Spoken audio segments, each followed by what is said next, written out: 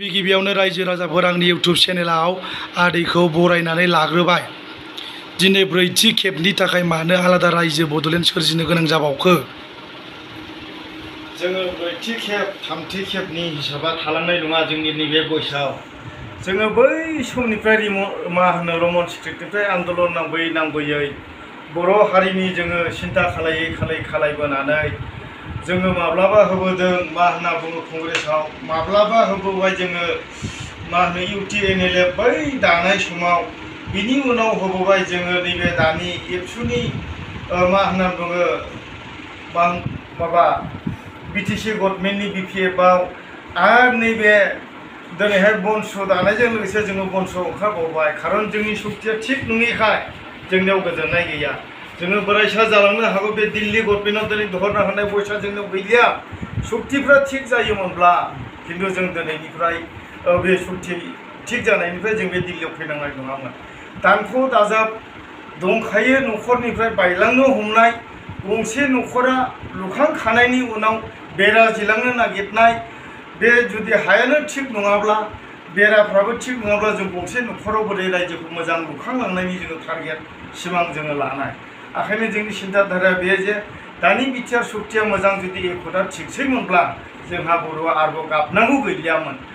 दा बेनिखायनो जों दुखु गोनां बाथ्रा बेवहाय फोरमायनांगौ थाबाय। हारि हिसाबै जथेस्थ' नंजोबैखाय जों दिल्ली गभर्नमेन्टआव आरोबाव जोङो मोनसे सक्ति लास्ट माबा मोनसे बड'लेण्ड 50खौ नङाब्लाबो होननायाव जोङो आसा थिनानै दिल्ली गभर्नमेन्टजों जोङो फैनानै दहरना होबोबाय। दाख्लि फैनानै जोङो मैयाहाय दहरना होनायाव जोंखौ बरंसो ओरैनि थुमजलायनानै मिथिंनि मा होनना बुङो जोंनि पारमिसन दंखायोखौनो होथ'वालाबा इंगित खालामनानै जोंखौ मैयाहाय बरंसो पुलिसफोरनि जोबथेसालियाव, पुलिसफोरनि मन्दिर होनना बुंनोसै, मन्दिराव जोंखौ दोनथ'बाय। बियो मोजांनि गाज्रिनि मन्दिर, बियो आं थाना होननानै बुङा बेखौ, बोरायसा जाना मन्दिर बियो जोंनि थाखाय मन्दिर जादों बे बोराय बयसआव। औ, बियो मा होनना बुङो थाना नङा आंनि बुजिनायाव। बेवहाय जोंनि भुलखौबो जों मोनदांदों आरो सोरनिबा भुलखौबो जोंनो मैया सिनायदों। बेनिखायनो आं बेखौ गोख्रोङै बुङो, जों बोरायसा जाना गिनाय नङा, फावसानाय नङा। सोरनिबा सेक्रिफाइस होनाया थिगब्ला जों बेजों अरायसम थाखागौमोन।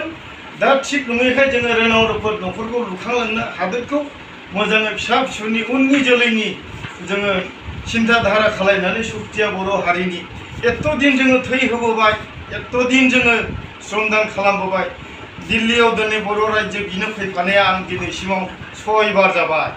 6 बार जानायाव मैयाहाय मन्दिर न'आव हाबफानायखौ आं मोनफाबाय। औ, आंनि थाखाय दुखुबो फैदों, आङो साननायबो हाबदों। आं बेखौ मन्दिर होननानै मान बावो। बेयो पुलिस थाना नङा, बेयो जोंखौ जोबथेसालियाव जोबाखै, आयेनखौसो जोंखौ फोरोंदों। बेनिखायनो हारिनि जानानै आं अराय समाव बे भइसखौ लानानै जुदि सोरहाबा दंखायोनिफ्राय साबसिन मावनो नाजायोब्ला बहाय मदद होनाया आंनि थाखाय खहा गैया। गोदोनिफ्रायनो जोङो सोलाय सोल'खौ खालामबोखादों। आं बेखौनो बुंनानै बे इउटुब चेनेलनि गेजेरजों रायजो राजाखौ आखाइ खबजोंनो खावलायहरो, दिल्लीयाव जोंनि सुखु दुखुआ जेबो नङा। हारिनि थाखाय बेयो मैयानो मेंगाखादों, जोङो मेंगाबाय। गोजोन्थों।